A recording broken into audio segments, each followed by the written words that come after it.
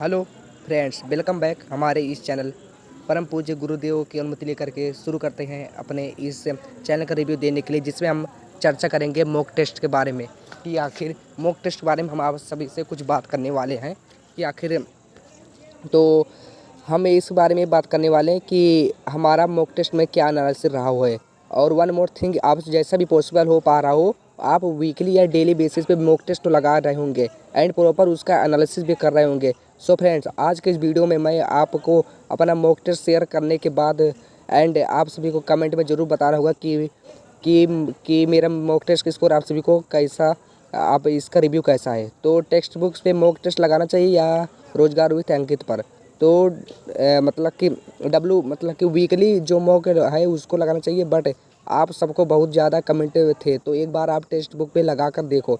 उसको mock test exam के point of view से ज़्यादा रिलेवेंट होते हैं एंड ARWS से टॉप लेवल के भी होते हैं। मतलब कि टेक्स्ट बुक का जो मॉक टेस्ट होता है वो बहुत टॉप लेवल का होता है। तो मैंने सोचा क्यों ना एक बार लगा के देखा जाए। तो फ्रेंड्स, रिलेवेंट और इलेवेंट की बात करूँ तो मुझे ऐसा नहीं लगा कि जिस तरह से क्वेश्चन थे तो मैंने देखा कि टाइप जो हैं सिमिलर ही थे। जिस टाइप के मैथ में और रीजनिंग में क्वेश्चन RWA के प्लेटफॉर्म पे मुझे मिलते थे, मतलब जो मॉक टेस्ट में उसी टाइप के उसी चैप्टर से मुझे टेक्स्ट बुक के भी मार्क्स को देखने को मिले।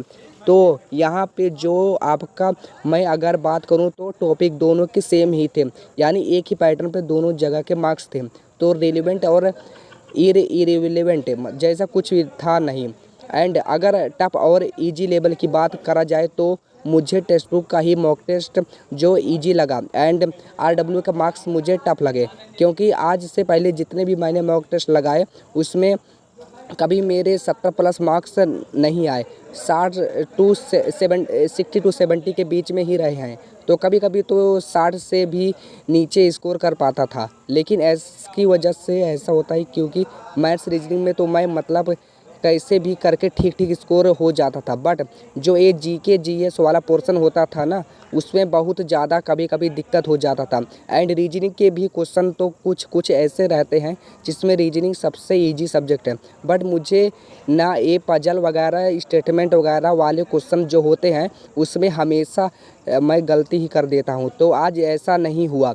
आज का जो मेरा मॉक टेस्ट का स्कोर रहा है, आज से पहले मैंने जितने भी मॉक टेस्ट लगाए हैं सबसे बेहतरीन मॉक टेस्ट रहा एंड मतलब अच्छा स्कोर रहा। वो इस वजह से क्योंकि GK GS के मेरे बहुत सारे क्वेश्चन सही हुए हैं। बस एक आधे दो क्वेश्चन ही थे जो मैंने अनअटेम्प्ट कर दिया था, उसको मैंने अटेम्प्ट ही नहीं किया जी, क्योंकि एकदम से समझ ही नहीं आ रहा था कि क्या होगा, गलत नहीं हुआ है, मतलब अटेम्प्ट ही मैंने नहीं किया है। तो GK GS में मेरे काफ़ी अच्छे स्कोर बने हैं, जिस वजह से जो मेरा नंबर है वो बूस्ट हुआ एंड आज का मेरा जो स्कोर आया है वो 70+ आया है। तो यहाँ पे आप सभी को स्क्रीनशॉट के बारे में दिखा रहा हूँ। आज का जो मेरा स्कोर है इसमें मेरे टोटल मतलब कि 78.02 मार्क्स आए हैं आउट ऑफ 100 एंड टोटल जो मैंने 86 क्वेश्चन अटैम्प्ट किया था उसमें से 80 करेक्ट हुए हैं एंड बस 6 क्वेश्चन जो है वो इनकरेक्ट है, क्योंकि आज मैं वही क्वेश्चन को अटेम्प्ट कर रहा हूँ जिसमें मुझे कंफर्म था।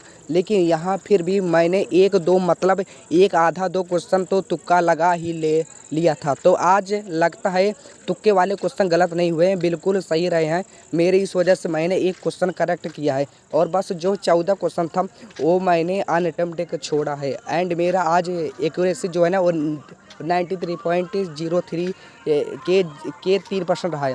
मतलब एक्यूरेसी मेरी भी 90+ हो गई है और यहाँ पे परसेंटाइल में मेरा जो है वो 99.19% दिखा रहा है। तो फ्रेंड्स, मैंने नीचे जब स्क्रॉल किया तो इसमें एक चीज़ और दिखा रहा था मेरा कि इसमें आप देख सकते हैं कि टेक्स्ट बुक के मार्क्स में कि आपका जो भी कौन कौन से टॉपिक है वो ठीक है।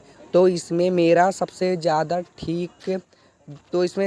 ज़्यादा वीक जो टॉपिक था वो टाइम स्पेंड एंड डिस्टिंक्ट और रीजनिंग का जो टॉपिक ए वाला आता है उसमें स्टेटमेंट एंड कंक्लूजन वाला है।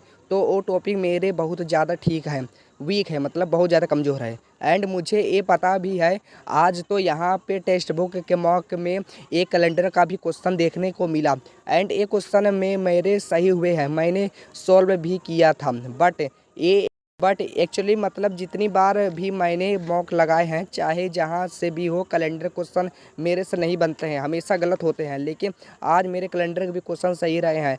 सो फ्रेंड्स, मैंने जैसा आपको बताया कि जीके जीएस काफ़ी इजी था, तो मैं आपको यहाँ पे स्क्रीन पे कुछ जीके जीएस के क्वेश्चन शेयर करता हूँ आपके साथ। आपको भी अंदाज़ा हो जाएगा कि क्वेश्चन वाकई में ही ईजी था। एक क्वेश्चन आया था, निम्नलिखित में से कौन सा जो है वो रबी फसल है। आप सभी इस सारे क्वेश्चन का आंसर जो है वो कमेंट में करना। बिल्कुल आपसे ये सारे क्वेश्चन के आंसर आपको आ रहे होंगे, एंड कमेंट में बिल्कुल आंसर आपको करना है। नेक्स्ट क्वेश्चन था कि कौन सा जो प्लेयर है वो भाला फेंक जो खेल आता है उससे संबंधित था। तो बिल्कुल आपको इसका भी क्वेश्चन का आंसर जो है वो कमेंट जरूर करना है। नेक्स्ट क्वेश्चन था आपको कि दो या दो से पदार्थों का समांगी मिश्रण क्या कहलाता है। नेक्स्ट एक क्वेश्चन था राजभाषा जो है वो कौन से अनुच्छेद से संबंधित है। नेक्स्ट जो क्वेश्चन था चीनी को जल में घोलने पर चीनी को जब हम जल में घोलते हैं तो यह कौन सा परिवर्तन होता है। नेक्स्ट का क्वेश्चन था कि फ्लेमिंग के बाएं हाथ का नियम क्या कहता है, उसमें अंगूठा, तर्जनी और मध्य उंगली क्या दर्शाती है। तो यह जो फ्लेमिंग के बाएं हाथ और दाएं हाथ का जो हस्त नियम है वो हमने 10th में पढ़ा था, एंड मैं 10th की एनसीईआरटी को कंप्लीट किया हूँ। मतलब कि मैंने 10th की एनसीईआरटी को मैंने कंप्लीट कर लिया है। इस एग्ज़ाम को टारगेट करते हुए तो मुझे इस क्वेश्चन का आंसर पता था। इसका आंसर हो जाता है बल की दिशा, चुंबकीय क्षेत्र और धारा। एक और क्वेश्चन आपको यहाँ पे था, 1929 में दिल्ली में हुए असेंबली बम कांड के मुख्य आरोपी कौन थे। तो ये क्वेश्चन को का भी आंसर आपको कमेंट में ही करना है। एंड ऐसे मैं बता दूं तो आपको पता ही होगा, भगत सिंह और बटुकेश्वर दत्त थे। नेक्स्ट क्वेश्चन था कि शरीर में प्रोटीन, सारे प्रोटीन का पाचन जो है वो कहाँ से शुरू होता है। सो फ्रेंड्स, आप देख सकते हैं इस तरह के जो इजी क्वेश्चन थे। एंड एक भी क्वेश्चन था कि भारत के राष्ट्रपति मृत्युदंड की सज़ा को जो है दोषी को अगर मृत्युदंड की सज़ा मिल जाती है तो वो किस अनुच्छेद के तहत क्षमा कर सकता है, और या फिर उसको थोड़ा सा रोक सकता है, या फिर जो कड़ी सज़ा मिल रही हो तो उसे नॉर्मल में वो कन्वर्ट कर सकता है। इस तरह की जो है वो कौन सा आर्टिकल में है, तो ये आर्टिकल 72 है। एंड ये मुझे इस वजह से याद है क्योंकि जब मैं पॉलिटी नवीन सर से पढ़ रहा था तो उस समय टाइम में उन्होंने मुझे अनुच्छेद आर्टिकल 22 के बारे में बताया था। उस टाइम उन्होंने एक एग्जाम्पल भी लिया था। एक दीपिका पादुकोण का मूवी था, मूवी का नाम मुझे अभी याद नहीं आ रहा है। उसमें ये कहा था कि दीपिका पादुकोण ने फांसी की सज़ा दी थी, एंड जैसा उसका फांसी लगने वाला होता है वैसे ही वो चक्कर खाकर गिर जाता है। एंड फिर डॉक्टर बोलता है कि वो जो है ये प्रेग्नेंट है, जिस वजह से उनकी फांसी की सज़ा को रोक दी जाती है जब तक कि उनका बच्चा जन्म दुनिया में ना आ जाए, एंड उसका जो है कितना ईयर्स तक तो नहीं हो जाए, मतलब होश में आ जाए, चलने फिरने ना लगे, अपनी सारी चीज़ें करने ना लगे, तब तक जो है उनकी फांसी की सज़ा को रोक दिया जाता है। तो इस वजह से मुझे यह आर्टिकल अच्छे से याद है, तो ये आर्टिकल 72 हो जाता है। सो फ्रेंड, कुछ ऐसे भी क्वेश्चन थे जिसका आंसर मुझे नहीं पता था। तो ये पहला क्वेश्चन, सैनिक बूम तब उत्पन्न होता है जब किसी ध्वनि स्रोत मतलब कि सोनिक बूम तब उत्पन्न होता है जब किसी ध्वनि स्रोत की चाल। इस तरह से क्वेश्चन था कि नेक्स्ट यही था कि 2 क्वेश्चन थे और भी क्वेश्चन थे, तो मैं ऐसा तो नहीं लगा रहा हूँ। तो इस तरह के जो भी क्वेश्चन थे वो रीजनिंग के ही क्वेश्चन मेरे से गलत हुआ है, तो जिसमें मैंने टोटल 1 मिनट 25 सेकंड लगाए थे, फिर भी एक क्वेश्चन मेरे से गलत हो गया। नेक्स्ट एक क्वेश्चन था कैलेंडर का ही शायद था या फिर किसका था, आप देख सकते हो यहाँ पे क्वेश्चन भी मेरे गलत हो गया था, और ये क्वेश्चन तो मैंने बस देखते ही स्किप कर दिया था, 2 सेकंड का भी टाइम नहीं लिया था मैंने इस क्वेश्चन को। बस एक क्वेश्चन मैंने अनुच्छेद अनअटेम्प्ट छोड़े थे। बाकी ये क्वेश्चन था कि त्रिभुज कितनी है, तो मतलब कि त्रिभुजों की संख्या गिननी थी। तो इस टाइप काउंसलिंग मतलब काउंटिंग फिगर वाले क्वेश्चन भी थे जो मेरे से गलत हो रहे थे।